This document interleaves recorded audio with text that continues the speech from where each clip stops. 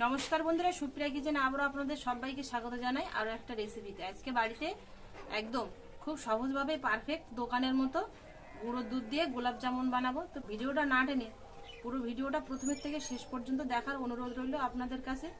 প্রথমেই আগে মিষ্টিগুলো বানিয়ে নেব। মিষ্টিটাই প্লেটেই বানাবো। আজকে যে গোলাপ জামুনটা আমি বানাবো সেই গোলাপ জামুনটা বানানোর জন্য এখানে আমি কাপ মেপেই সবকিছু নেব উপকরণ।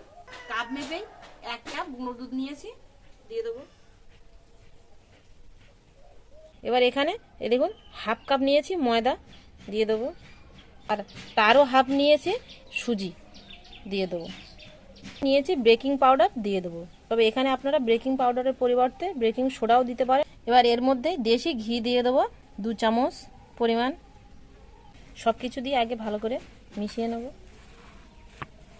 সুন্দর একটা ফ্লেভার আনার জন্য গোলাপ জামুনের মধ্যে এলাচ দানার গুঁড়ো দেয় কিন্তু দোকানে, তাই এখানে আমি এলাচ দানা গুঁড়ো করে নিয়েছি, দিয়ে দেবো। সব কিছু দিয়ে আর একবার ভালো করে মিশিয়ে নেব। এবার এখানে লিকুইড দুধ নিয়েছি, এই দুধ দিয়ে অল্প অল্প করে মাখাবো। প্রথমে বেশি দুধ দেব না। এলাচ দানার গুঁড়ো দিয়েছি তো এখন থেকে সুন্দর একটা গন্ধ ছাড়ছে।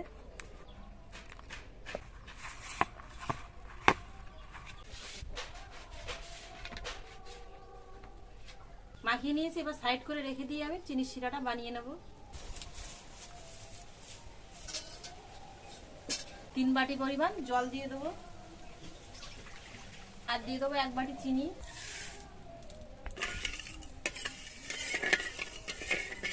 চিনির শিরাটা গাঢ় হয়ে গেছে, হালকা একটু চটচটে ভাব চলে এসছে শিরার মধ্যে। শিরাটা হয়ে গেছে, এবার নামিয়ে নেব।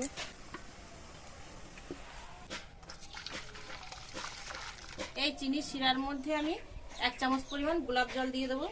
দোকান থেকে গোলাপ জামুন কিনে আনলে তার মধ্যে বেশ একটা গোলাপ গোলাপ গন্ধ বেরোয়, সেই জন্য এখানে আমি চিনির শিরার মধ্যে একটু গোলাপ জল দিয়ে দেবো। তাহলে মিষ্টিটা খাওয়ার সময় বেশ একটু গোলাপ জলের গন্ধ বেরোবে।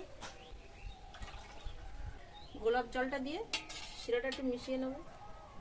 ডোটা চাপা দিয়ে রেখেছিলাম, অনেকক্ষণ হয়ে গেছে। এবার ডো থেকে অল্প অল্প করে কেটে নিয়ে মিষ্টির আকারে গোল গোল করে নেব।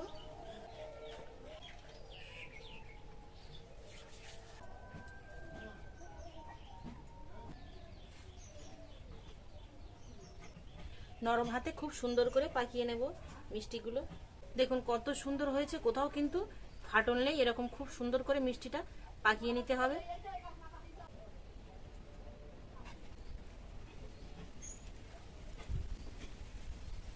এরকম করে সবকটা মিষ্টি বানিয়ে নেব।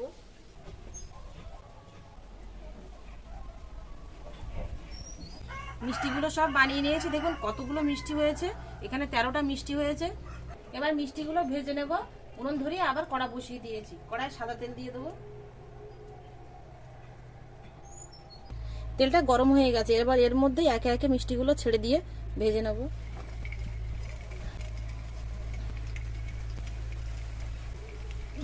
প্রথম অবস্থাতেই মিষ্টিগুলো খুন্তি দিয়ে নাড়বো না। এখানে সাঁড়াশি নিয়েছি, সাঁড়াশিটা দিয়ে কড়াটা ধরে এইভাবে নাড়া দিয়ে দেবো।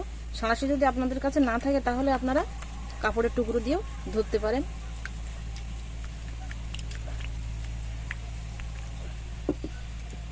এবার খুন্তি দিয়ে হালকা করে এইভাবে নাড়িয়ে দেব।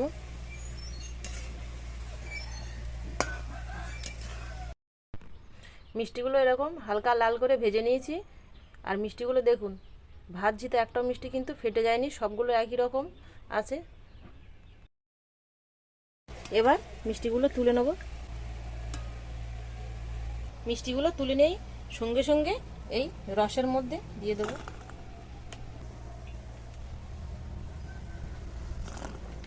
মিষ্টিগুলো এইভাবে রসের মধ্যে বুড়িয়ে রেখে দেব।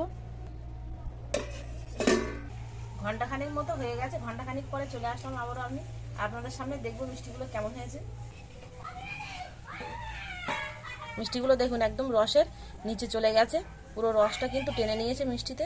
আর মিষ্টিগুলো ফুলে কতটা বড় বড় হয়ে গেছে।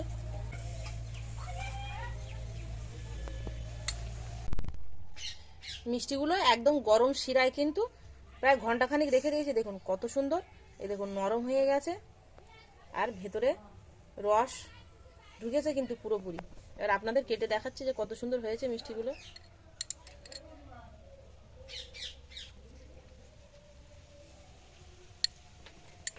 দেখুন কত সুন্দর হয়েছে, মিষ্টির ভেতরে কিন্তু পুরোপুরি এই যে রস ঢুকে গেছে।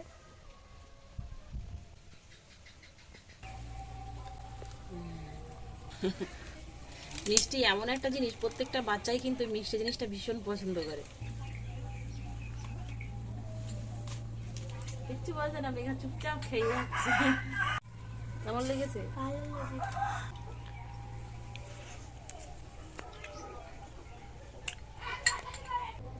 আমার এই মিষ্টি রেসিপিটা কেমন হলো অবশ্যই কিন্তু আপনারা কমেন্টে জানাবেন। এতক্ষণ আমার সঙ্গে থাকার জন্য আপনাদের অনেক অনেক ধন্যবাদ। আবারও দেখা হচ্ছে পরে নতুন কোনো রেসিপিতে। ততক্ষণ আপনারা সবাই ভালো থাকবেন, সুস্থ থাকবেন।